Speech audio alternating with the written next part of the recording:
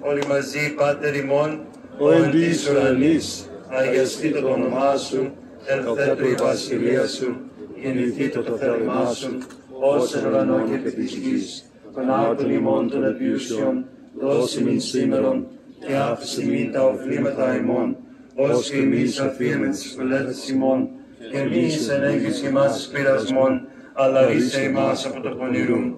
Δόξα Πατρί και Υιό και Αγίο Πνεύματι και νίκαια και εις τους αιώνας των αιώνων. Αμήν. Κύριε λέησον, Κύριε λέησον, Κύριε λέησον. Χριστέ ο Θεός μου, ευλόγησιν τη βρόσιν και την πόσιν των δούλων Σου, ότι οι Άγιους υπάνονται νίκαια και εις τους αιώνας των αιώνων. Αμήν.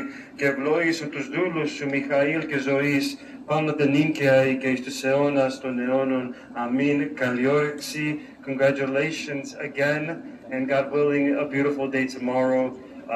For those of you who don't know me, I'm Father Nikolaos. I've known the Marnalakis family for about 5 years now, and when they told us that Mikhali is getting married and to come out here for the wedding, we could not resist, at least I couldn't. So it'll be a beautiful day tomorrow, God willing, with much joy and happiness as we proceed with this beautiful weekend. So God bless you. Again, thank you to the gracious hosts of this community and to everybody who's contributed all the food and the cooking and everything. God bless you and thank you again.